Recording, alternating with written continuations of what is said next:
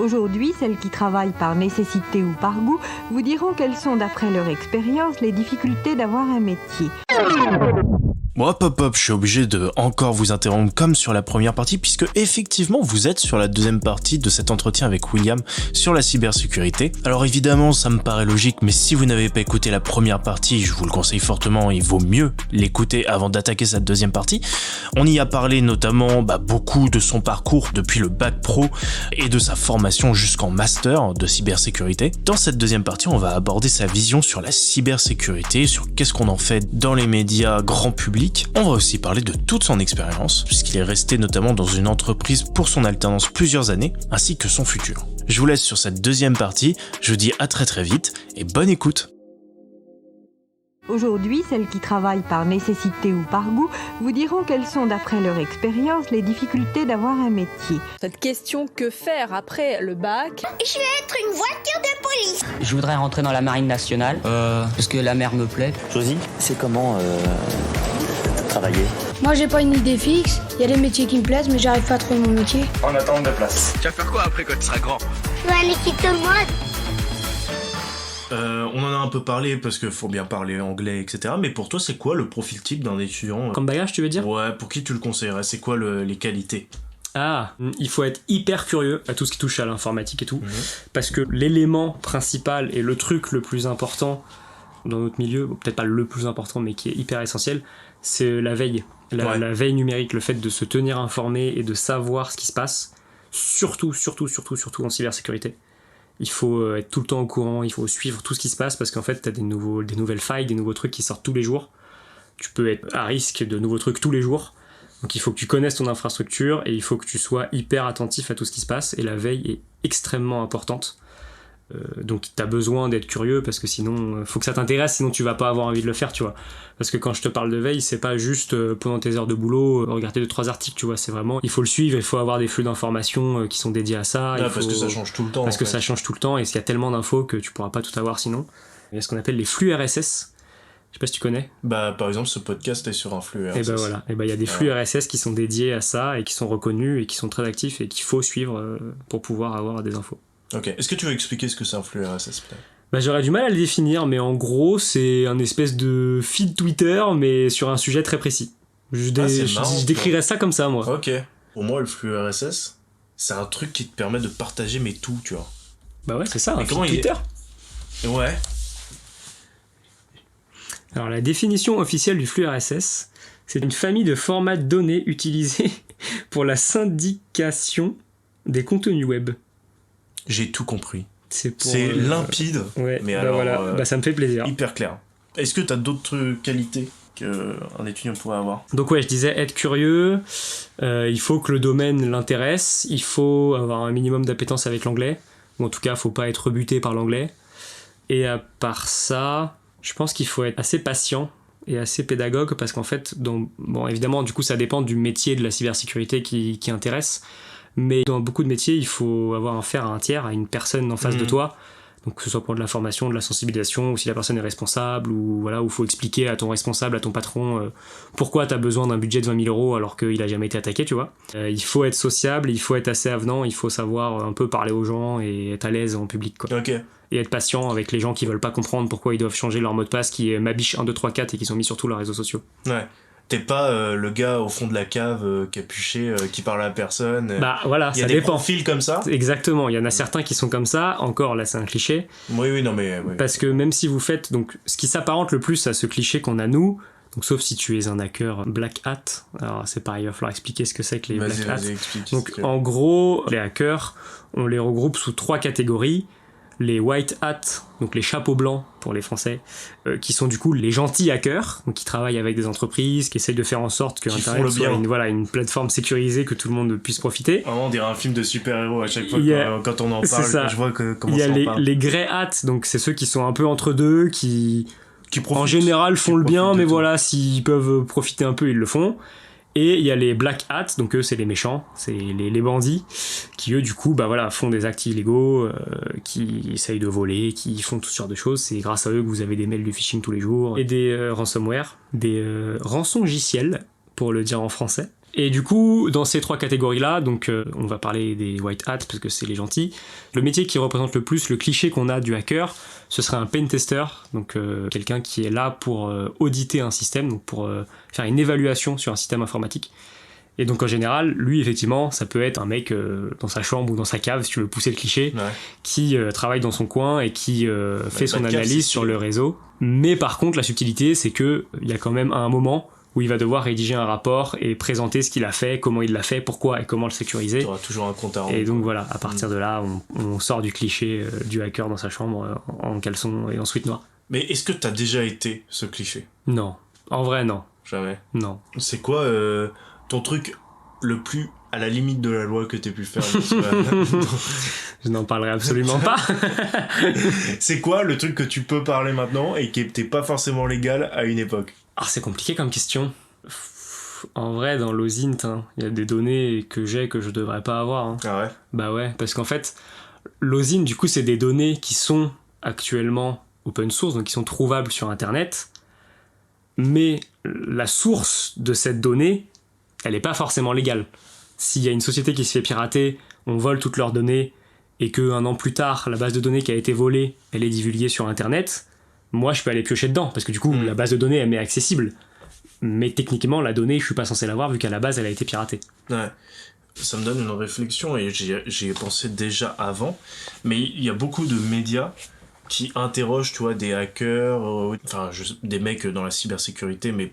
Et en fait, hacker, c'est un bon terme, ça marche. Il le montre vraiment en mode spectaculaire et en mode... c'est du grand spectacle. Et je trouve ça un peu... on va peut-être pas dire choquant, mais un peu genre c'est un peu de l'esbrouf.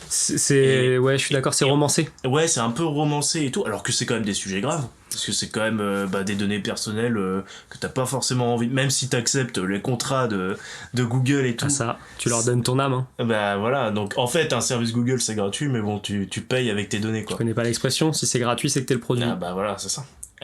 Ça c'est bien vrai, ça c'est bien vrai. Je dis, j'adore les expressions. Ouais. Non mais toi, qu'est-ce que tu en penses tu vois, par exemple, si tu vois une interview un peu comme ça. Je suis complètement d'accord qu'il y a beaucoup d'interviews et de trucs où c'est romancé complètement et où ils donnent l'impression que c'est hyper soit hyper facile, en mode n'importe qui peut pirater le webcam de ton ordinateur, tu vois, quand il parle ou à l'inverse c'est hyper dur et il faut des milliers de personnes et voilà, être enfermé dans ta cave pendant des heures. Les deux extrêmes sont pas corrects et je suis d'accord que c'est romancé et que en fait je trouve qu'ils mettent pas l'accent au bon endroit. Je pense qu'au lieu de faire cette romance sur le côté spectaculaire comme tu dis, on devrait plus s'appuyer sur le côté sérieux et dangerosité, et pour faire prendre conscience aux gens en fait que c'est pas quelque chose qui arrive que aux autres, que ça arrive pas que aux entreprises, que même si on a l'impression d'avoir rien à cacher, parce qu'il y a beaucoup de gens qui disent ça, moi je m'en fous, moi j'ai rien à cacher, pourquoi c'est ça, pourquoi j'irais faire attention à ce que je fais, mais en fait c'est pas qu'on a rien à cacher, c'est que pour autant on veut pas que tout soit public, et que même ce qui peut nous paraître insignifiant peut avoir une valeur pour quelqu'un d'autre. C'est bien dit. C'est bien dit. Putain, franchement, c'est clairement bien dit. Hein. Et même l'accès au dark web, qui paraît des fois hyper facile. Alors c'est vrai, en soi. Enfin, je trouve que c'est assez facile d'y aller. Mais faut quand même avoir les codes pour savoir qu'est-ce que tu vas foutre là-dedans et tout, tu vois. C'est ça. Après, c'est pareil. Tu vois, ça, typiquement, le dark web, bon, déjà, c'est un mot qui veut un peu tout rien dire. C'est hyper romancé. Déjà, ça fait partie de ce qu'on appelle le deep web. Donc le web profond. Et en fait, le deep web, on est dessus tout le temps. Le deep web, c'est juste les pages qui ne sont pas indexées par les moteurs de recherche. Mais je te donne un exemple tout con. Si demain, je vais réserver un billet de train sur la SNCF pour aller, je sais pas, à Marseille, une fois que tu as rentré toutes tes informations, la page avec tes billets de train qui te sont proposés à toi, t'es sur le deep web. Okay. Sur le deep web, attention. Pardon, parce que du coup, c'est pas référencé. Et après, du coup, le dark web, qui est la partie qu'on vend et qu'on romance, justement, et que les gens, attention, ça fait peur, on vend des armes et tout, c'est relativement facilement accessible. Ouais. Par contre, pour faire des choses illégales ou pour s'en servir de manière illicite, il faut savoir ce qu'on fait. Parce qu'il faut savoir que c'est aussi beaucoup utilisé pour des choses pas du tout illégales. Et notamment, c'est beaucoup utilisé pour contrer les régimes totalitaires et les réseaux protégés. Voilà, exemple, exactement. T'as énormément de journalistes qui utilisent ce genre de réseau parce que justement, ils sont sur la face cachée d'Internet et donc on les repère beaucoup plus difficilement et ils s'en servent pour garder leur anonymat ou leur pseudonymat. Faut pas le diaboliser et la partie illégale ne fait pas tout. Et c'est pas si facile que ça que faire du illégal là-dessus. Et c'est pas parce que vous êtes sur le dark web que vous êtes anonyme. C'est ça. Faut bien garder ça en tête. Très bien. C'était la petite aparté C'est ça. questionnement. Mais tu vois, il y a tellement de petits trucs sujets, de petits trucs comme ça qui sont au final hyper intéressants quand ça t'intéresse forcément, mais bah oui, et mais on pourrait en moi parler ça rien que ça pendant des heures, tu vois. Ouais, c'est sûr. Toi, au début, j'imagine que l'argent a pris en compte, mais il y a forcément des écoles privées qui font ce que t'as fait. Ouais, ah oui, oui. Bah, de toute façon, mon master est dans une école privée. Oui, bien sûr, mais tu vois, t'as tout ce que t'as fait en BTS, ouais, licence. ouais. J'imagine qu'il y a des équivalents à peu près dans les écoles. Ah oui, de toute façon, tu peux tout faire en école privée. Voilà, c'est ça. Est-ce que t'en as entendu parler et est-ce que t'as eu des avis là-dessus? Alors ouais, on en entend beaucoup parler, surtout qu'en général, c'est des écoles qui font pas mal de démarchage et de pub. Ce qui n'est pas rassurant. Ce qui n'est pas... Ouais, je suis d'accord. Ouais, mais il y en a plein, des pubs pour des écoles un peu partout, des écoles d'informatique. Pour moi, c'était pas une vraie solution, déjà d'un point de vue financier, parce qu'évidemment, c'est des écoles qui coûtent au minimum 5, 6, 8 000 euros l'année. Donc c'est hyper cher, si tu fais pas d'alternance, c'est très compliqué. Sauf que moi, je voulais pas commencer la vie active avec un prêt, tu vois, un prêt étudiant. Il y en a plein qui le font, ça pour des bonnes raisons en général, mais c'est pas quelque chose que moi j'aimais. Et donc c'est pas un truc qui m'intéressait, j'ai eu la chance d'être pris dans des écoles publiques, et en fait, je suis pas sûr honnêtement qu'il y ait vraiment une plus-value à aller dans des écoles privées. Sauf sur des domaines très spécifiques, mais dans ce cas-là, c'est plus haut dans les études à mon sens. C'est plus voilà, pour du bac plus 3, plus 4, plus 5, plus 6. Là, je peux comprendre l'intérêt. Mais pour faire des BTS, pour faire des licences, à mon avis, ça sert pas à grand-chose. Autant aller dans le public si t'as la possibilité, surtout que... Enfin voilà, c'est pas parce que c'est une école privée qu'il y aura des meilleurs cours ou des meilleurs intervenants. À mon sens, t'auras juste plus de chances d'avoir ton diplôme. Parce que les écoles privées ont en général plus tendance à donner... pas à donner, mais à être plus facile à être diplômé que les écoles publiques, quoi. Parce qu'ils ont besoin de leur taux de réussite, parce que t'as payé, parce que ceci, cela. Forcément, et puis t'as les darons qui stockent derrière. C'est ça. Alors attendez, on va pas repayer 8000. C'est ça, exactement. Et donc voilà. Il y en a certaines qui font l'inverse, qui poussent au redoublement pour faire payer les années, mais il y a beaucoup qui font en sorte que t'aies ton diplôme pour qu'ils aient leur taux de réussite et tout. Ouais. Est-ce que t'as quelque chose à rajouter sur tout ce qui est master et formation? Ouais, c'est assez général, donc faut pas avoir peur de l'auto-formation. Dans le milieu de l'informatique et surtout de la cybersécurité, l'auto-formation c'est hyper important et en fait vous pouvez limite tout faire tout seul, dans le sens où avec internet il y a tellement de ressources qui sont disponibles que tu peux faire l'équivalent de ce que tu apprends jusqu'à un master, tu vois, tout le post-bac, bac-master, tu peux quasiment le faire tout seul. Alors évidemment, t'auras pas les diplômes qui attestent que t'as appris tout ça, et t'auras pas l'encadrement, l'accompagnement et tout que les écoles peuvent t'apporter. Mais concrètement, les connaissances techniques, tu peux les avoir tout seul avec de l'auto-formation. Il y a énormément de plateformes qui existent pour s'entraîner au hacking, à la cybersécurité et tout, pour avoir des bonnes pratiques, machin. Énormément de cours qui existent. Faut pas hésiter à le faire soi-même et à chercher de son côté, même avant, parce qu'en plus, ça peut vous permettre aussi de voir si ça vous intéresse vraiment. Ouais. Ça, je sais qu'à la fin, tu vas me demander des petites recommandations. Des recommandations, je vous donnerai des sites et tout pour le faire. C'est gratuit et c'est hyper important et hyper intéressant. D'ailleurs, les écoles s'appuient aussi là-dessus. Il y a beaucoup d'écoles qui te font faire des programmes de certains de ces sites pendant ton cursus, parce qu'ils sont tellement bien faits qu'ils n'ont pas la peine d'en refaire d'autres. Ouais. Et après, un truc qu'il faut pas négliger aussi quand tu fais tes études et qui te sera utile, c'est tout ce qui est certification. L'informatique et la cybersécurité, c'est un domaine où tu as énormément de certifications dans plein de trucs différents, que ce soit par des organismes d'État comme l'ANSSI que je citais tout à l'heure, ou par des sociétés comme Cisco, qui est une société qui fait beaucoup de matériel réseau, comme AWS, donc Amazon Web Services, qui est le plus gros fournisseur de cloud à l'heure actuelle. Ils ont leur propre système de cours et leur propre système de certification. Quand tu es certifié, c'est des diplômes du coup qui te sont utiles et qui sont vraiment reconnus dans les entreprises. Okay. Et il faut pas hésiter à les passer. Il y en a beaucoup qui sont gratuits en plus. Donc, oui, j'ai vu un truc sur Amazon, il y a des formations sur le site Amazon gratuites. Ouais. Et comme tu as dit, si c'est gratuit, c'est toi le produit. C'est pas forcément le cas. Qu'est-ce que c'est ? Ça dépend, c'est pas toujours le cas. Pourquoi Amazon proposerait des formations gratuites ? Oui, du coup, c'est ce que je citais à AWS, donc Amazon Web Services, c'est la branche cloud de Amazon, et donc qui est le plus gros fournisseur de cloud au monde actuel. Et ils ont énormément de cours et de formations qui sont gratuites, parce que, en fait, ça leur permet de former les gens à leur écosystème. Ce qui fait que si toi, tu te formes sur AWS, tu vas aller dans une entreprise qui utilise AWS, ou tu vas pousser ton entreprise à utiliser AWS, donc eux, ça les arrange. Okay. Une fois que tu es certifié ingé réseau AWS, tu vas continuer à bosser chez eux, donc forcément, ça leur certifie d'avoir des clients derrière. Okay. C'est pour ça que c'est gratuit. C'est pas forcément que t'es le produit, c'est qu'ils ont une rentabilité à plus large échelle, quoi. Ok. De toute façon, Amazon, t'inquiète pas, ils seront rentables. S'ils font Oui, quelque quoi chose, qu'il c'est qu'ils arrive. sont rentables. Twitch n'est pas rentable. Oui, c'est vrai, c'est la seule plateforme qui ne l'est pas encore. Tous les serveurs Twitch sont chez AWS. C'est pour ça qu'ils se sont Ok. permis d'acheter Amazon, parce qu'ils ont déjà l'infrastructure pour Twitch. Donc au final, ils payent pas vraiment l'hosting. Enfin, si, mais voilà. Non, mais Ils c'est récupèrent quand ça même là-dessus, bien de tenir. L'hébergement. Très bien, mais je crois qu'on a fait le tour en termes de formation. Mais maintenant, il est l'heure d'aller choper de l'expérience en championnat, même si on en a un peu parlé. Il est temps de remplir son CV. Bien, il est temps de se mettre au travail. Traverser la rue et trouver un emploi dans la restauration. Le conseil d'Emmanuel Macron à un jeune chômeur qui cherchait du travail dans l'horticulture. C'est une bonne situation, ça, Scribe. Moi, je croyais qu'un open space, c'était dans l'espace. Pas de place, pigiste. Rien de meilleur au monde pour un gamin de votre âge. Et oui, ça nous est tous arrivé de chercher un job étudiant ou un stage de 3e et de devoir mettre quelque chose dans ce foutu CV, sauf qu'on n'a rien fait. Par 4e sur 5 au concours de pétanque à ton camping de la Fosse-sur-Mer. Alors on est là pour savoir comment toi tu as rempli ton CV, et il est quand même bien rempli, de ce que j'ai vu, même s'il n'est pas à jour, on le rappelle. Il n'est pas à jour encore. Ouais. Ça c'est honteux. J'en ai plus besoin pour l'instant. C'est vrai qu'il n'en a plus besoin puisque c'est un heureux CDI. Exactement. Alors comment ça s'est passé? Toutes tes expériences, je sais que t'as fait des stages en bac pro. Ouais. Voilà, est-ce que tu veux commencer par le commencement et On nous peut parler de commencer ton par le stage de commencement. bac pro rapidement? Du coup, ouais, en bac pro, comme mentionné dans l'épisode avec Clément, on a 3 stages, donc enfin un par an. On a, je sais plus combien, 12 ou 14 semaines de stage au total. Ça s'est super bien passé. J'en ai eu pas mal par connaissance. Ok. Ça aide beaucoup. Le bon piston. Ouais, le piston, franchement, à ces niveaux-là, c'est vraiment... Je dirais pas que c'est indispensable, mais c'est très utile. Ça s'est très bien passé. C'est là que j'ai vu que je ferais pas ça toute ma vie, justement. C'est ça c'est important. Ouais, bah moi je trouve que c'est super important les stages, parce que en fait c'est là que tu te rends compte de vraiment ce que tu fais, parce qu'à l'école tu sais pas. À l'école t'es pas en train de travailler.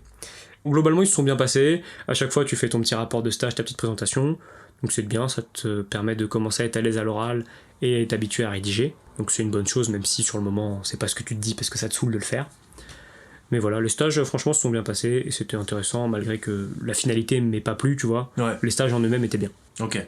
Donc ça, c'était une entreprise à part, c'était pas ce que tu avais fait avec ton alternance? Non, c'était ton 2 BTS. entreprises différentes pour mon bac, mais ça n'avait rien à voir, ouais.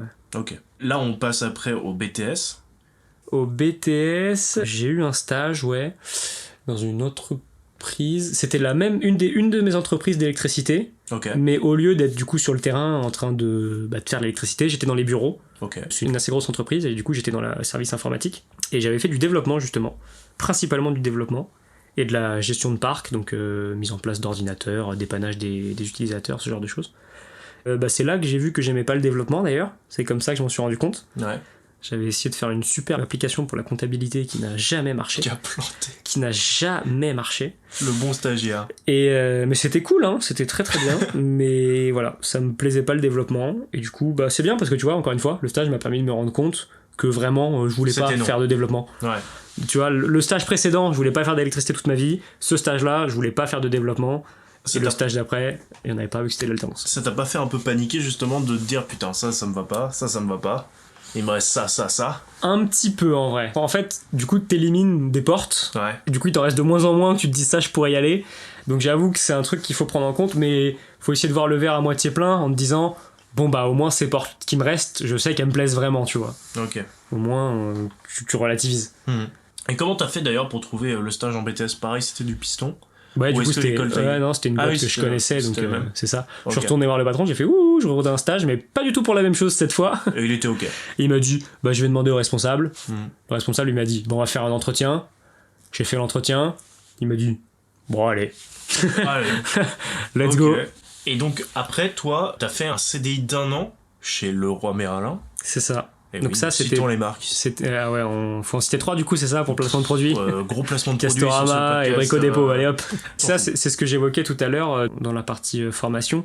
C'est que du coup, pendant mon BTS, donc qui était en initiale, j'ai fait un job étudiant. Donc je travaillais chez Leroy Merlin en conseiller de vente tous les week-ends. Et du coup, c'était un CDI, ouais. Ok. Que j'ai arrêté au bout d'1 an parce que du coup, je suis arrivé en licence pro qui était en alternance. Et du coup, j'avais pas le droit légalement de faire les deux. Ah d'accord. Sinon, tu l'aurais fait. Franchement, ouais. Ok. Franchement, j'aurais peut-être pas tenu longtemps, mais je l'aurais fait. Ok. Parce que du coup, je faisais 14 heures le week-end, donc samedi et dimanche, et j'avais 35 heures d'alternance après, et du coup, c'était plus que les 48 heures du seuil légal obligatoire, donc je pouvais pas faire les deux. Ouais, t'avais plus de vie là. C'est ça. De toute façon, je suis dit, on n'est pas loin. Et ouais, non, j'ai fait, donc en parallèle de mon BTS, j'ai fait ce travail-là. Ok. Donc c'est pareil, j'ai eu le droit à la phase poster des CV, etc., etc. Donc là, en vrai, maintenant, les entretiens, tu maîtrises. Parce que t'as quand même passé beaucoup d'entretiens. Ouais. C'est ce que je dis, moi j'ai la chance d'être assez à l'aise à l'oral et assez avenant et tout, donc c'était pas un truc qui me stressait particulièrement. Et donc, ouais, non, j'en ai fait pas mal. Hein. Bah, c'est l'heure des tips. Tips entretien. Tips entretien. Bonjour William Maédan, je vois que vous êtes sur votre CV un expert en entretien d'embauche. Motivé et soucieux de montrer vos capacités. Quelles sont vos capacités ? Assidu, bien sûr. Non mais, est-ce que tu aurais des conseils comme ça à donner, tes conseils peut-être ? Alors ça n'implique que moi évidemment, mais se renseigner sur l'entreprise. Ça fait toujours plaisir aux recruteurs quand ils voient que le gars en face de lui, il sait à quel poste il postule, il sait pourquoi il est là, il sait dans quelle entreprise il est. Alors évidemment c'est difficile, mais essayer de pas trop stresser. Y aller en étant un peu décontracté, en se disant que de toute façon, si c'est pas celui-là, ce sera un autre. Et qu'on trouvera tous au bout d'un moment un taf, quoi qu'il arrive, tôt ou tard quoi. J'espère. Je vous le souhaite en tout cas. Et à part ça, franchement, être un peu sûr de soi. Pas trop, il faut trouver le juste milieu. Faut pas y aller en se disant c'est bon, je sais tout et je connais tout. Mais il faut y aller en étant un peu sûr de soi pour montrer au gars en face que t'as quand même des connaissances et que tu sais ce que tu veux. Et voilà, et que tu sais ce que tu veux, ouais. Est-ce que tu es de la team j'essaye de faire un entretien pour l'entraînement ? Pas trop, parce que je trouve que justement, si tu t'entraînes avant et que ça se passe pas comme tu t'y es entraîné, ça va te déstabiliser, tu vas être moins bon. Ok. Donc je prépare mes trucs, tu vois, des fois j'ai même des petites notes en mode voilà le nombre d'employés, tel et tel truc, ce que moi je veux faire et tout. Mais je vais pas trop préparer en général. Toujours ressortir son CV, toujours réimprimer son CV, ça aide de motivation. Arriver avec le truc papier, c'est bien. Et puis évidemment, peu importe le boulot, être présentable. Tu vois, sortir une petite chemise, un petit pantalon. La petite chemisette là. Ça passe toujours. Ça fait plaisir. C'est toujours bénéfique. Alors moi, si je rajouterais ça, c'est que oui, c'est pour toi parce que moi, ça dépend les milieux visiblement parce que des fois, la chemise passe pas trop. Enfin, c'est vrai. T'es peut-être un peu too much. Ah ouais. J'imagine. Après. Pourtant, je fais de l'informatique, donc normalement, nous, on est les mecs à capuche. Hein. Non, mais tu vois ce que je veux dire. En tout cas, c'est peut-être, ou alors c'est peut-être mon impression, tu vois. Ça se trouve, c'est moi possible aussi, qui me dit, vas-y, je fais too much. Par contre, tu vois, arriver à un truc bien propre, tu vois, t-shirt blanc. Jeans, oui, c'est ça, vois, voilà. En mode pas forcément chemise, mais un minimum, un minimum à prêter, quoi. Voilà, essayez de changer votre t-shirt depuis une semaine. J'ai déjà vu des mecs allant en jogging en entretien d'embauche. Hein.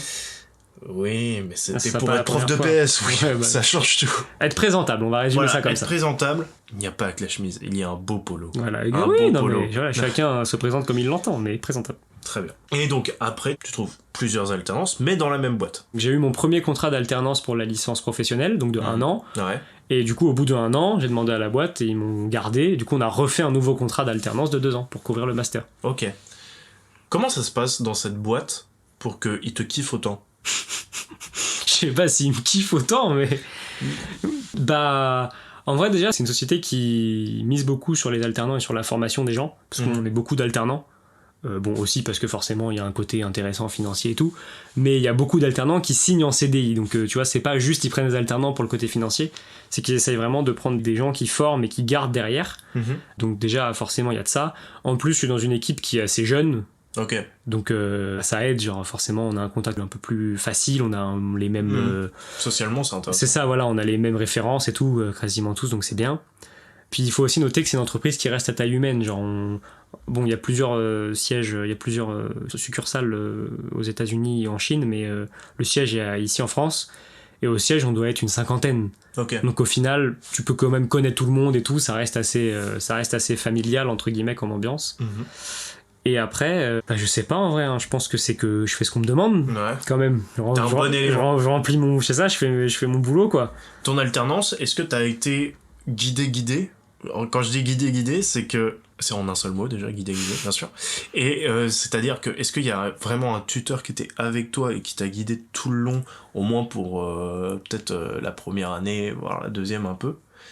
Ou est-ce que tu occupes un poste où tu es, on va dire, tout seul et t'as peut-être un N+1 pour faire valider des trucs, mais maintenant on compte sur toi comme si t'étais un CDI. Alors c'est plus la première option, on est une équipe où tu as tes missions, tes tâches à toi-même, mais t'es toujours entouré. Donc s'il y a le moindre problème, t'auras toujours quelqu'un pour t'expliquer et t'es toujours accompagné dans tout ce que tu fais, surtout quand tu commences, parce que forcément ils savent que tu t'as pas beaucoup de connaissances, au tel point que mes premières semaines en entreprise, ce que je faisais, c'était des cours. Okay. Ils m'ont donné des cours à faire pour que voilà, je commence à connaître leur système, comment ça marche et tout, pour que tu puisses te faire la main. Ils te donnent accès rapidement à une machine qui t'est dédiée, pour que tu puisses voilà, t'amuser dessus, pareil, faire tes tests et tout. Et du coup, dans l'équipe, quand t'as un problème, t'as toujours quelqu'un qui est là pour te répondre, on t'accompagne un peu dans tout ce que tu fais. Et vu que c'est des trucs aussi qui sont un peu propriétaires à eux, les premières fois, t'as toujours quelqu'un qui le fait avec toi. Tu fais avec quelqu'un pour que tu comprennes, il t'explique, tu prends tes notes ou quoi, et ensuite, petit à petit, tu le fais tout seul. Mais par contre, tu gagnes très vite en autonomie. Ils ont besoin que tu sois vite autonome et que tu te débrouilles parce que ils peuvent pas être tout le temps derrière toi parce qu'ils ont leurs propres tâches aussi, tu vois. Okay. Quand je dis ils, je parle des CDI et des responsables, quoi, des gens un peu plus qui ont de l'expérience. Pour qu'on donne une forme concrète pour les gens, toi, par exemple, tes missions actuellement, c'est quoi ? En termes de cybersécurité, parce que du coup, comme je disais, j'ai les deux casquettes. Ouais. En termes de cybersécurité, on a une grosse part de sensibilisation des utilisateurs. Donc ça, c'est guidé. Je vais essayer de c'est ça, c'est expliquer à la masse, donc à tous les salariés, quelles sont les bonnes pratiques d'hygiène informatique, de sécurité informatique, pourquoi il faut faire ci ou pas ça. Voilà, on met en place aussi les règles et les documents qui régissent la sécurité informatique, donc le papier que tu signes quand tu arrives dans une entreprise, qui te dit par exemple que t'as pas le droit de te barrer avec toutes les données de l'entreprise quand tu finis ton contrat, tu vois, ce genre de truc. Donc on rédige ça aussi, et on les tient un jour. Par exemple, des fois, toi tu vas dans des séminaires et tu leur expliques concrètement à une boîte externe, tu vois. Non, on forme pas d'autres gens, c'est qu'un service interne à l'entreprise. C'est que nos salariés à nous. Ah, donc tu dis aux salariés internes. Ah, d'accord, ok. Oui, quand je parle de formation, c'est vraiment en interne, c'est les autres salariés. Parce que du coup, l'équipe cybersécurité, on est 1, 2, 3, 4, 5, on est 5, je crois. Et les autres, t'as tous les profils. T'as des développeurs, t'as des gars qui font de l'administration système comme nous, t'as des commerciaux, t'as des gars qui gèrent la publicité, parce que du coup, on a des pubs sur les sites et il faut des personnes pour gérer ça. Enfin voilà, t'as plein de gens différents qui n'ont pas du tout les mêmes notions d'informatique. Il y en a qui bitent rien à l'informatique, tu vois, qui s'en foutent. Ouais. T'as des comptables, t'as plein de postes. Et du coup, tous ces gens-là, il faut les sensibiliser, il faut les former pour qu'ils aient des bonnes pratiques en termes de cybersécurité, qu'ils comprennent pourquoi nous on impose certaines choses, parce qu'il faut l'expliquer, sinon les gens ils sont réfractaires, ils veulent pas, et le faire en sorte de sécuriser au maximum l'entreprise. Parce que de toute façon, dans un système d'information, le point faible c'est toujours l'humain. L'humain sera toujours le maillon faible de tous les trucs informatiques. Ok, ça fait peur. Ouais, bah malheureusement c'est comme ça. Donc il y a ça principalement, et après toute la sécurité, ce qu'on appelle dans le jargon la réponse incident. Donc en gros c'est que s'il y a une menace ou s'il y a quelque chose qui est détecté, une contamination, donc un virus ou voilà un truc comme ça, réagir et faire en sorte de resécuriser le réseau. Ok. Et tu vois, en parlant de réponse incident, là par exemple sur mon téléphone, ce que je te montre mais que les gens ne peuvent pas voir, c'est un récap des alertes qu'il y a sur le réseau de l'entreprise qui arrivent au fur et à mesure. Ok. Donc c'est ce genre de truc, il faut, quand tu as une alerte qui touche tel ou tel serveur, il faut réagir et agir en conséquence. T'en as combien à traiter environ par jour ? Ça dépend des jours et surtout que la gravité n'est pas du tout la même. Ouais, parce que là, sur toutes les notifs, là, les gens peuvent. Ouais, là, il y avait un joli petit panel. C'est rouge. Tu vois. Ouais, là c'est du rouge, c'est des plus hauts niveaux de criticité, mais c'est pas des vraies alertes, ça c'est du faux positif. C'est parce qu'on a changé un système et qu'il est en train de se remettre à jour, mais enfin bref, la question est voilà. En gros, si on compte les alertes qu'on reçoit des PC des autres salariés, parce que du coup on a tous ces antivirus, et tout ça c'est centralisé chez nous, donc on reçoit des alertes aussi, on fait aussi un peu de SOC, ce que je parlais tout à l'heure. On doit être à 5-6 par jour, à peu près. Après, il y en a, t'as rien à faire, c'est juste ça va se régler tout seul, c'est juste une alerte. Il y a différents niveaux d'alerte, tu vois. Bien sûr. Il y en a, il faut juste dire au mec qu'il n'a pas le droit d'aller sur ce site quand il est sur le réseau de l'entreprise. Je ne donnerai pas d'URL, mais en général, le logo il est un peu orange et noir, ça arrive. C'est arrivé. Ça, oui, malheureusement trop souvent. Comment c'est possible ? Les gens font pas attention. Attends, vous êtes dans les bureaux. Enfin, le télétravail a favorisé ça, parce que du coup, on fournit du matériel à tout le monde, donc chacun a son ordinateur portable, son casque, etc. pour travailler. Et pour accéder au réseau de l'entreprise, on utilise des VPN, donc des Virtual Private Network. Et donc en gros, pour expliquer vulgairement ce que c'est un VPN, même si j'imagine qu'avec toutes les foutues pubs NordVPN qu'on se tape, vous connaissez, le principe c'est de se localiser la machine, faire en sorte qu'elle fasse partie d'un autre réseau informatique d'une manière sécurisée. On va vulgariser ça comme ça.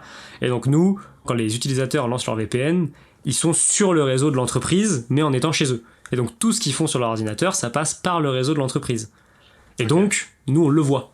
Voilà. Parce que tout ce qui se passe sur le réseau de l'entreprise, nous, on peut le voir. Faut peut-être aller sur son ordinateur personnel. Et du coup, voilà, des fois, il y en a certains qui, le soir ou dans la journée, à midi, ils oublient d'enlever leur VPN. À midi, au lieu de faire un petit déjeuner. Et bah, ils s'astiquent le pot d'échappement. Et voilà, on voit des fois on voit des trucs marrants, hein. Ça, les sites de streaming, ceux qui vont sur des trucs du dark web pour une raison inconnue sur leur machine du boulot qu'ils ont pas le droit. Mais imaginons, j'ai envie de regarder le match de Marseille à côté. Bah, tu fais pas ça sur ton ordi professionnel. D'accord, très bien. C'est un matériel professionnel. Et donc, est-ce que toi, t'es chargé de leur envoyer un message pour leur dire... C'est même ma spécialité. Ah ouais? Ouais, parce qu'en gros, je suis assez doué dans le passif-agressif, dans le fait de tourner, de dire gentiment le message, mais avec un fond assez ferme. Et du coup, c'est devenu ma spécialité. Comme j'avais remarqué, William. Voilà, c'est ça. Exactement. C'est devenu ma spécialité de faire la sensibilisation et de taper sur les doigts des gens qui font ce genre de trucs. Je suis en train de regarder ta vidéo, elle est superbe, mais maintenant tu arrêtes. C'est ça. C'est ça. Non, mais franchement, c'est dommage que j'ai pas d'exemple de message, mais des fois, ouais. T'as pas un petit mail là Je peux peut-être t'en trouver. Oh, je t'en supplie. Le pire, c'est quand on a plusieurs. Et que du coup tu fais des indirects, donc on a un Slack pour discuter tous ensemble, donc ce qui est la même chose que Skype par exemple, mais professionnel, qui permet du coup de parler avec tout le monde. Et des fois, donc dans les canaux où il y a tout le monde, je renvoie des rappels qui disent: je vous rappelle qu'on a accès à tout ce que vous faites quand vous êtes sur le VPN, certaines navigations ou certains sites ne doivent pas être consultés sur le réseau de l'entreprise, et tu peux pas avertissement, patati patata. Si on peut, mais l'idée c'est de pas le faire. Okay. Parce qu'on veut que les gens soient eux-mêmes responsables de ce qu'ils font. Donc on a certains trucs qui sont bloqués évidemment. Et en fait, notre politique un peu à nous, pour étaler un peu, c'est qu'en gros on autorise ce qui sort en majorité, pas tout mais en gros, mais pas ce qui rentre. Ce qui fait que ils pourront aller sur des sites à la con, mais quelqu'un qui récupérerait l'IP ou quoi pourra pas rentrer sur la zone de l'entreprise. Et par exemple, s'il va sur YouTube, tu vois, ça c'est autorisé. La personne pourrait aller sur YouTube, voir la vidéo de Squeezie ou voir un tuto pour coder un truc. Oui, c'est ça. Non, mais c'est pour ça. Il y a beaucoup de cas d'usage différents. C'est pareil, par exemple, sur le réseau de l'entreprise, on bloque pas Netflix. On pourrait. Mais quand t'es midi en pause déj, t'as le droit de regarder ton épisode de série et pendant que tu manges, tu vois, tu fais ce que tu veux. Ouais, bien sûr. Donc c'est pour ça que le juste milieu est un peu difficile à trouver et qu'il faut trouver la moitié entre la sécurité et la restriction des droits des gens. Ah, mais en plus tu le tags donc tout le monde peut le voir? Non, justement, on fait des indirects. On n'arrobasse pas quelqu'un. Ah ouais. On dit juste attention, vous avez pas le droit de faire ça. Comme ça, le gars qui se sent concerné, ça lui apprendra. Et imaginons, il continue. Et là, du coup, on lui envoie un message personnalisé, donc à lui, vraiment, on lui dit faut pas faire ça. Et bonjour. Et si ça revient, c'est un avertissement. Et si ça revient encore, on lui bloque tous ses droits et il peut plus rien faire. Et dans ce cas-là, après, c'est le conseil de discipline. Chercher le mot professionnel, mais oui, c'est ça. Tu vas avoir le responsable informatique, tu vas avoir le patron. Et tu vas expliquer pourquoi. Pourquoi est-ce que sur tes heures de boulot et sur du matériel d'entreprise, tu fais ça? T'as binge-watché Stranger Things. Pourquoi est-ce qu'on voit qu'il y a 18 gigas de Netflix sur le trafic qui devraient pas être là? C'était quoi les problématiques que t'as rencontrées quand t'es rentré dans le monde pro? En vrai, j'avais eu l'expérience des stages et de Leroy Merlin qui m'a permis de vraiment comprendre ce que c'était que travailler en équipe et tout. Ouais, mais même là-dedans, je parle. Même, je te parle pas forcément d'alternance. L'autonomie n'est pas forcément facile.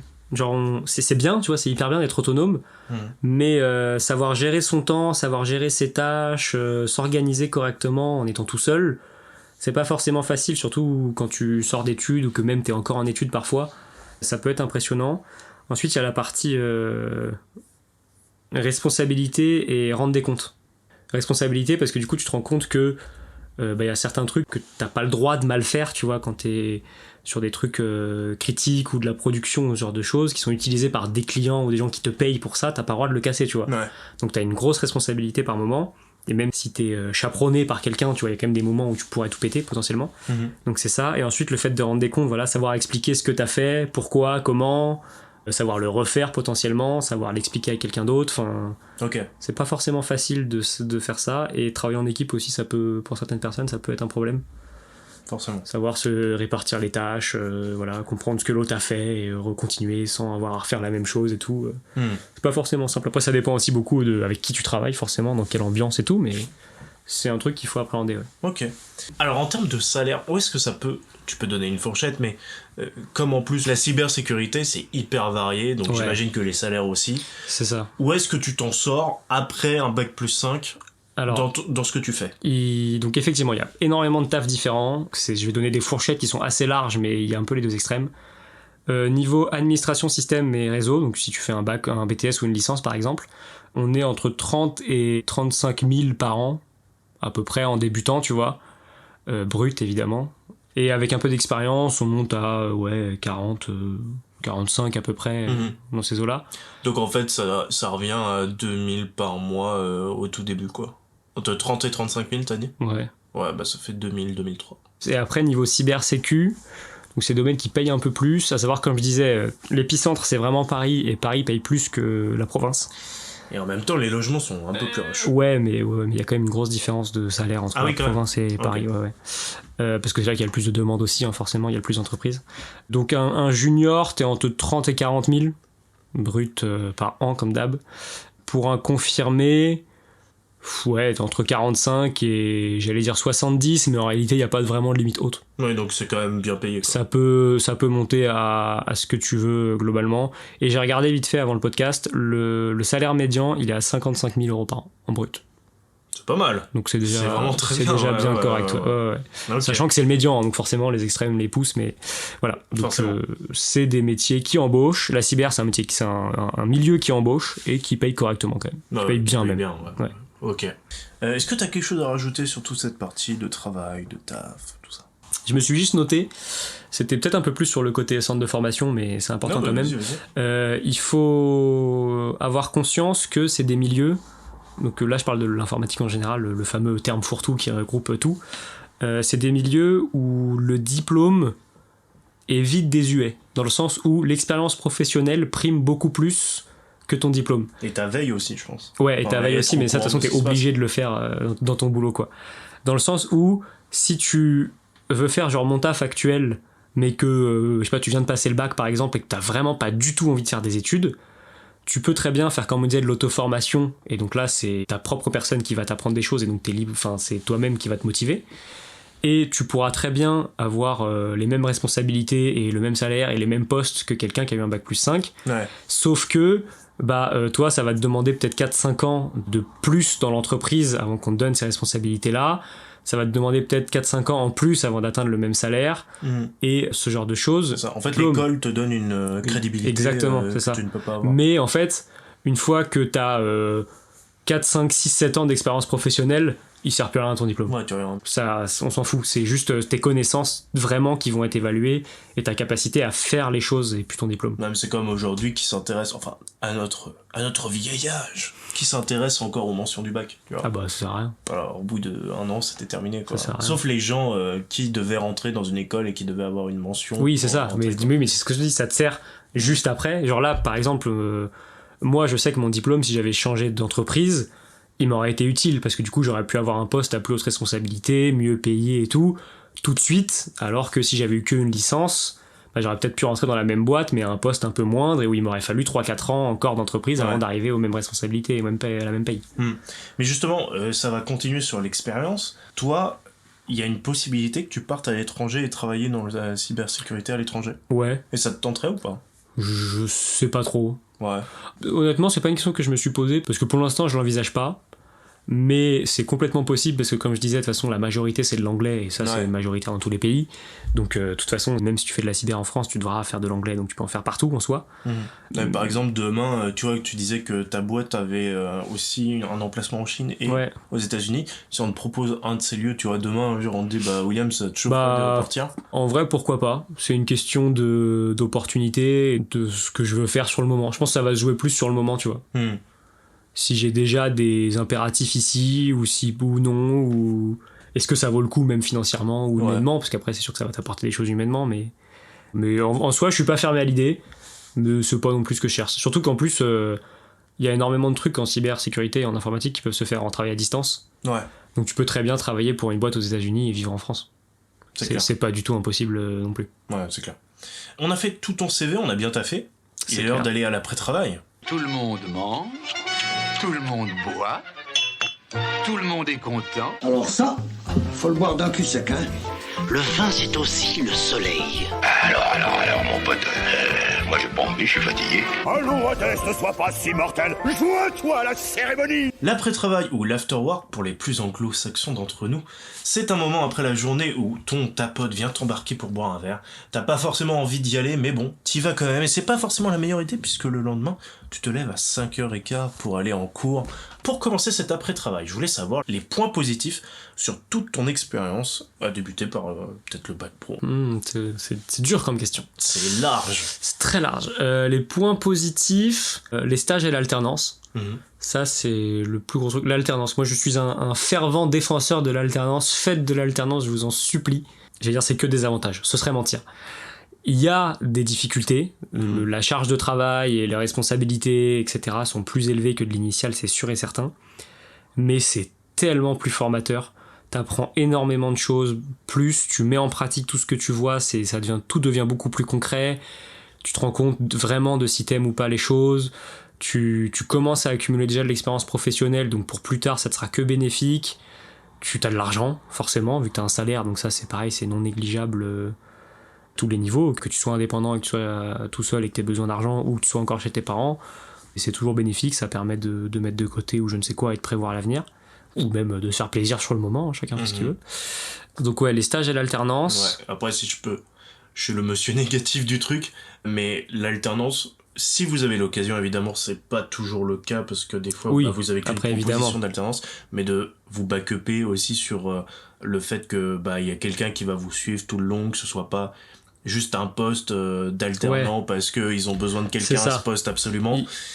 Il faut être conscient qu'il y a certaines entreprises, malheureusement, qui utilisent des alternants juste comme des CDI pas chers. Parce qu'en gros, pour une entreprise, un alternant, quand on compte toutes les aides, etc., qu'il y a des différents organismes et de l'État, ça leur coûte pratiquement rien à l'entreprise. Et du coup, il y en a beaucoup qui prennent des alternants, qui leur font faire des tâches à la con ou des trucs un peu nuls, où ils sont tout seuls dans leur coin et où c'est hyper répétitif. Et voilà, juste parce que ça leur fait de la main-d'œuvre pas chère. Donc effectivement, soyez attentifs aux postes qu'on vous propose. N'hésitez pas à être un peu critique, avec même au niveau de l'entretien, un entretien d'embauche. Enquêter. C'est ça, à poser des questions. Et sachez aussi que en alternance, vous avez le droit de rompre votre contrat. Donc même si l'école grimace. Ça. Alors évidemment, des fois les écoles vous suivent et sont compréhensives et comprennent que le poste va pas et vous aident. Des fois ils le sont pas. Mais mieux vaut arrêter une alternance et limite faire une année de césure et reprendre une année plus tard avec une alternance qui vous plaît ou une initiale si vous n'avez pas trouvé meilleure alternance, que faire 1 an ou plus dans une alternance qui vous plaît pas et où vous allez vous bouffer la santé et le moral et où vous allez vouloir rien faire après. Parce que j'en connais qui l'ont vécu aussi et c'est pas facile non plus. Et voilà, il faut avoir conscience de votre valeur aussi et ne pas tout donner pour une alternance qui vous convient pas ou un stage. Pareil, c'est pareil pour les gens stage de 6 ou 8 mois, des fois il y a dans certaines formations. Ne sacrifiez pas tout pour ça, vous n'êtes pas des esclaves.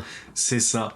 Bon, on a fait le petit préambule. Est-ce qu'il y a un moment marquant qui t'a rendu fier tout au long de tes études ou même de ton alternance? En vrai, je pense que c'est quand j'ai signé mon CDI au niveau de l'alternance.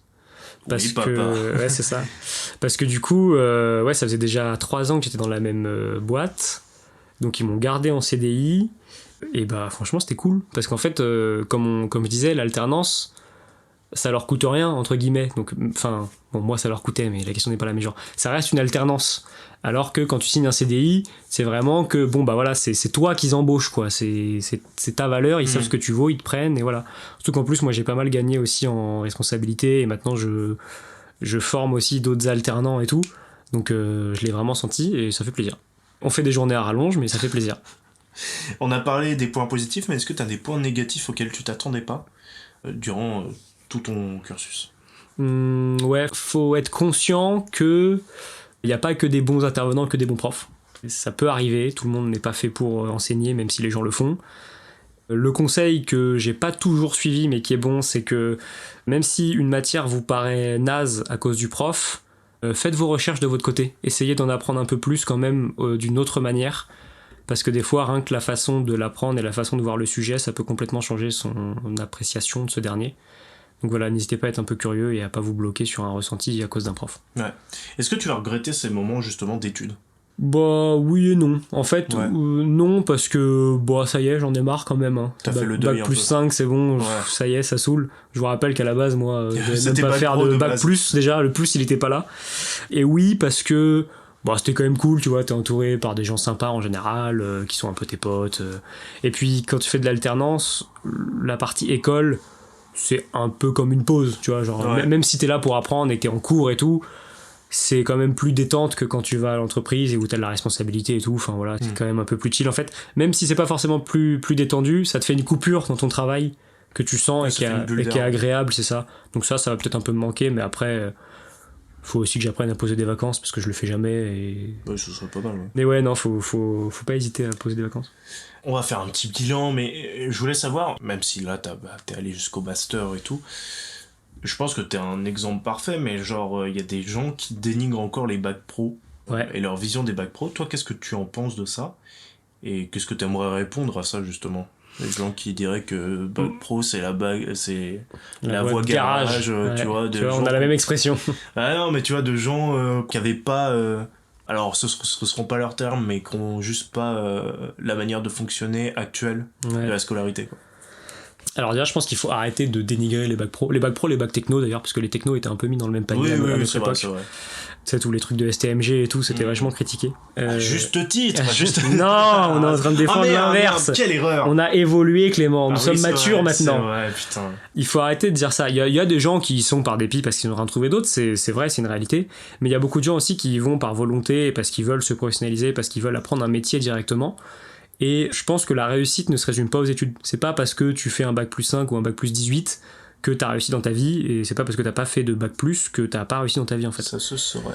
Et oui, ça se saurait effectivement. Et ouais, il faut arrêter avec ce préjugé-là. Et même si vous faites un bac pro, ou si vous avez fait un bac pro, vous fermez pas des portes vous-même en fait. Vous vous enfermez pas en vous disant je suis allé par volonté ou non dans tel bac pro, du coup je suis bloqué dans ce métier toute ma vie ou à faire ça toute ma vie ou quoi. Regardez ce qui se fait autour de chez vous et n'hésitez pas à postuler, à aller voir, à vous renseigner sur internet, il y a plein de ressources pour voir ce qui se peut faire d'autre et chercher les trucs qui vous plaisent plus. Et aussi, petit truc que je rajouterais, faire une année de césure, donc faire une année de pause dans des études, faut pas du tout le voir comme un échec. Je sais qu'il y a plein de gens qui considèrent qu'ils perdent une année s'ils font une année de pause. Bon, je suis mal placé pour dire ça parce que j'en ai pas fait, mais pour moi, c'est pas quelque chose de mauvais. Au contraire, ça peut apporter beaucoup de choses, ça peut vous permettre de travailler entre deux si vous avez envie, ça peut vous permettre de faire des stages ou quoi. De prendre le temps. C'est ça, voilà. Ouais. Et de savoir ce que vous voulez faire aussi. Pour ceux qui le peuvent, genre prendre le temps de faire les choses et de faire une pause, ça peut être pas mal, ça peut être intéressant. Et quand on dit année de césure, c'est pas forcément partir dans un pays lointain. Ah non, je parle pas forcément d'Erasmus, il y a des gens qui font des années... Non, mais tu vois... Oui, mais ou s'éloigner ou quoi, c'est juste pendant un an, tu mets en pause tes études et potentiellement tu fais rien d'autre à côté si tu peux, parce que voilà, ça te permet de te reposer et de chercher les trucs.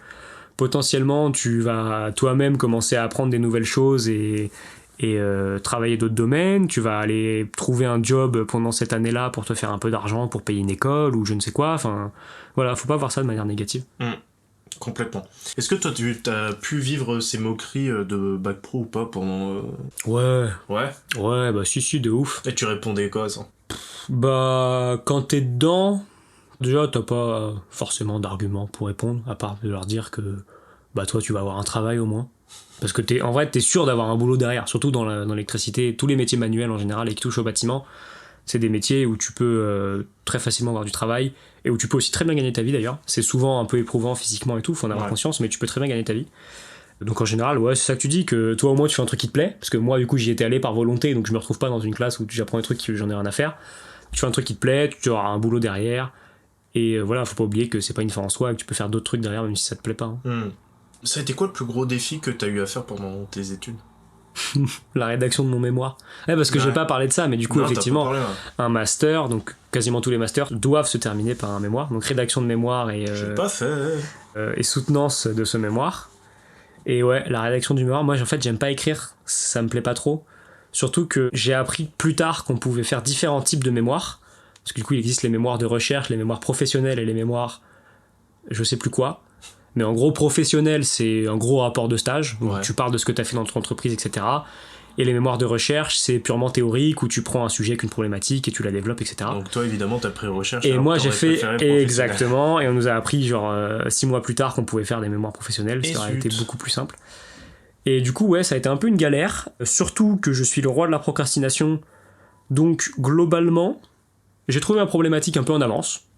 Franchement, propre, dans les délais fournis par l'école. J'ai écrit mes 60 pages de mémoire en 48 heures la veille du rendu.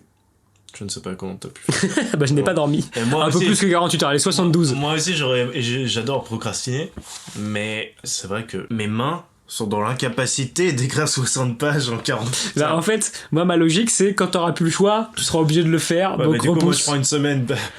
J'ai commencé une semaine avant, hein. Sauf que mon cerveau s'est dit, mais attends, mais une semaine, mais c'est encore large, mais laisse. T'as 2 nuits. C'est ça. Enfin, excuse-moi. Mais tu vois, avec du recul, je le regrette un peu, parce que du coup, mon mémoire, pas très propre. même si j'ai eu une bonne note, je sais plus combien j'ai eu. En plus, t'as 13, une bonne note. 13, je crois, un truc comme ouais, ça. va. 13 ou 14. Donc c'est très correct, tu vois. Mais c'est pas aussi bien que ce que j'aurais voulu. Tu vois, genre avec du recul, je me dis, putain, j'aurais bien aimé faire un terrain, faire une étude de cas et Quand tout. on dit et... prendre le temps. C'est ça, bah ouais. Mais voilà, bah de toute façon c'est de ma faute, hein. J'ai repoussé. Et après j'ai une bonne note aussi parce que dans notre master, donc tu avais le mémoire à rendre de 60 pages hors intro, annexe, tout ça, donc de développement pur, et la soutenance, et que la soutenance avait un plus haut coefficient que l'écrit. Ok. Et vu que moi je suis plus à l'aise à l'oral, je suis sûr d'avoir gagné des points sur la soutenance qui ont compensé, quoi. Bien joué ça. On est là. Est-ce qu'il y a eu des moments de doute durant tout ton cursus ? La première année de master, quand du coup on était tout en distanciel, que l'école, pour le dire vulgairement, se foutait un peu de notre gueule. Ouais, non. Surtout que du coup moi j'étais délégué, donc j'étais un peu au milieu de tous les conflits, donc je prenais un peu tout dans la gueule. On les notifiera pas sur le podcast, je pense. Ils sont sur mon LinkedIn si vous voulez. Let's go. Non mais après il y a eu beaucoup de changements, on a fait beaucoup de changements. En fait, on a un peu été l'année crash test. Et du coup, je te garantis que moi, j'en ai fait des calls et des réunions avec le responsable de formation et le directeur de l'école. Sympa. C'était long, mais il y a eu beaucoup de changements et maintenant, ça a l'air vraiment mieux. Donc pour les futurs masters, ça sera bien, je pense. Mais du coup, ouais, cette période-là était un peu compliquée. En plus, comme je disais, c'était pas le programme pour lequel on avait vraiment tous postulé et signé dans cette école. Donc ça a pas été simple. Et ça, et quand il a fallu se mettre à rédiger le mémoire. Il y a vraiment eu un moment dans ma tête... Je suis honnête, hein, où je me suis dit, finalement non. Au pire, je fais pas mon mémoire, donc j'ai pas mon master, hein, parce que c'est obligatoire, et je sors avec un niveau bac plus 5, et de toute façon, honnête. Si je négocie bien, je peux quand même me faire embaucher dans ma boîte, même si j'ai un salaire moindre, je peux quand même me faire embaucher dans ma boîte, et puis au bout de 4-5 ans, de toute façon, j'aurai de l'expérience pro, tant pis, tu vois, pas grave pour le master. Et finalement, je me dis, non, vas-y, t'as fait tout ça, c'est bon, tu viens de te taper 2 ans à faire des problèmes ça et tout. Ça a été un combat dans tes démons. Ah, vraiment, mais vraiment, il y a des nuits où j'étais comme ça, les yeux fixés sur le plafond. Bon. Est-ce que je le fais ? J'y vais ou pas ? Et j'avoue que mes camarades de master m'ont poussé à le faire. Ah bah ouais. Ils m'ont dit, non, gars, faut être sérieux, vas-y, on s'est tapé tout ça, on a bouffé des heures et des heures de théorie avec un prof dont je citerai pas le nom. Il faut aller jusqu'au bout maintenant. Justement, quand ça va pas et quand tu doutes, qu'est-ce que tu fais pour aller mieux ? Qu'est-ce que je fais pour aller mieux quand j'ai des doutes ? Pas forcément des doutes, hein, mais tu vois, quand ça va pas. Ouais. Et je parle pas forcément de taf. Hein. Suivez pas mon exemple, j'enterre. Je mets ça dans un coin et je fais autre chose qui me fait pas penser à mes problèmes. Okay. Ou à mes moments de doute. Comme ça, et t'as pas peur plus tard, ça ira mieux. T'as pas peur que ça ressurgisse ? Oh bah si, après ça c'est plus du perso que du pro, parce qu'en pro ça se gère pas pareil, mais si, bah, en général ça ressurgit un moment ou un autre, mais... Soit ça pète et je trouve une solution, soit je réenterre. Ok. On fait des trous. Mais c'est pas bien, essayez d'assumer de comprendre vos émotions et d'en parler avec les concernés, c'est mieux. S'il y a des concernés, ou en parler avec vous-même, si c'est que vous-même, hein, évidemment. Aujourd'hui, t'as quelle vision de ta formation et de tout ton parcours ? J'ai une bonne vision, c'était marrant. Ouais. J'ai passé des bons moments quand même. Il y a des choses que tu changerais ? À part prendre plus de temps pour le mémoire. Ouais, peut-être mon école de master quand même. Ouais. Pas foufou. Ouais, mon bac plus 4, plus 5, c'était... Tu vois, je ressors avec beaucoup de connaissances et je suis reconnaissant, j'ai appris plein de trucs, hein, y a pas de doute là-dessus. Mais ouais, je pense que je changerais peut-être ça. Puis à part ça, non, en vrai, j'aurais aimé pouvoir continuer un peu le Roi Merlin en même temps que le Roi Merlin te manque ? Que ma licence pro. Ouais, tu passes tes week-ends là-bas maintenant ? Non, quand même pas. Pendant un moment, je le faisais, j'avoue. Mais en fait, c'était un boulot qui me plaisait vraiment et que j'étais bien payé en plus, bon, forcément, parce que je bossais les dimanches et tout, donc j'étais payé 12 machin.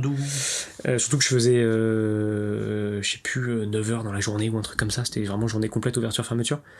Mais bref, c'était un boulot qui me plaisait, ça me permettait de faire un peu d'activité physique aussi parce que je marchais des kilomètres et je portais beaucoup de trucs. Et du coup, ouais, avec du recul, si j'avais pu continuer les deux, je l'aurais fait pendant au moins un temps. En plus, j'aurais eu max de thunes. Bah ouais, de fou. J'aurais été full riche. Tu l'es pas actuellement? Non, pas encore. Ah, dommage. Bientôt, si Dieu le veut. Maintenant, c'est quoi le projet dans 1 an, 5 ans, voire 10? Mais je te parle pas forcément de projet professionnel. Hein. Je te parle non, en général. dans l'ensemble, qu'est-ce que tu vois? Parce que par exemple, là, t'avais dit que ce que tu préférais, c'était pas forcément ce que tu faisais actuellement. Ouais. Est-ce que t'as envie de te diriger vers ce que tu préfères, justement? Oui et non, parce qu'en fait, le problème, c'est que les domaines qui peuvent être professionnels dans ce qui me plaît, donc ce qui est usine, forensique, ce genre de choses, ce serait du gouvernemental ou du militaire. Ok. Parce qu'il y a très peu de boîtes qui le font, pas dans le militaire ou dans le gouvernemental. Et ça a beaucoup d'inconvénients. Parce que en général, c'est de la fonction publique, donc t'es moins bien payé. Un truc qui me plaît et qui me plaît pas, c'est que quand t'es dans le militaire, t'es très souvent aussi...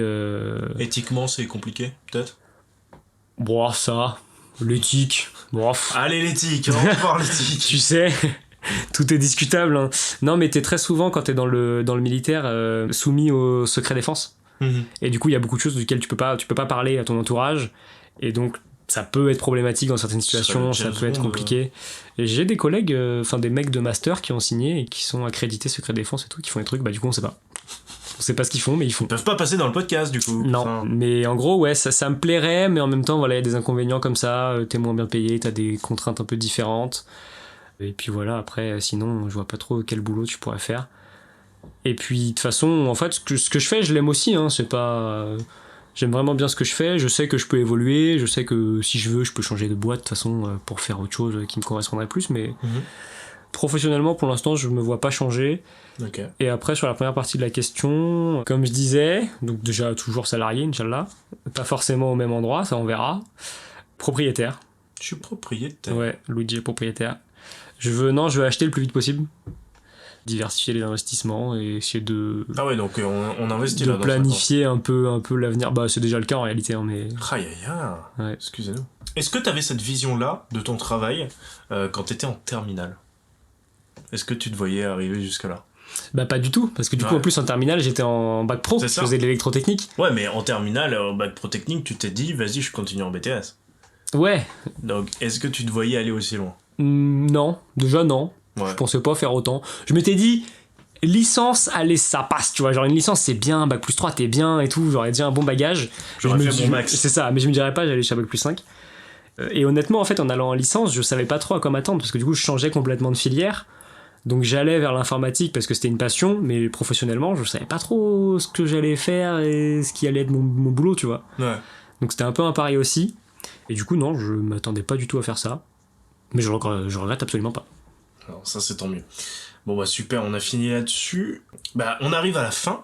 Je voulais savoir, est-ce que tu as une petite recommandation pour les gens qui nous écoutent pour s'imprégner un peu plus de ton métier ou de tes études? Est-ce que tu as des trucs à conseiller? On a parlé de formation, par exemple.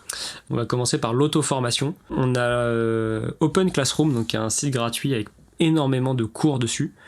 Vous pouvez connaître plein de trucs grâce à Open Classroom et d'autres sites, hein, mais Open Classroom est très bien fait. Notamment pour mettre justement un peu les mains sur le réseau, sur Linux. Je vous conseille si vous voulez faire de l'informatique, de commencer à faire du Linux le plus tôt possible. Si vous voulez faire de la cybersécurité, je vous conseille de commencer à utiliser Kali Linux, qui est une distribution, donc une version de Linux, qui est spécialisée dans la cybersécurité et qui a plein de paquets déjà installés dessus, d'applications, de logiciels, pour faire des trucs en cybersécurité. Okay. Donc c'est pas mal pour commencer à mettre les mains. Et pareil, il y a plein de tutos dessus pour apprendre à faire des trucs.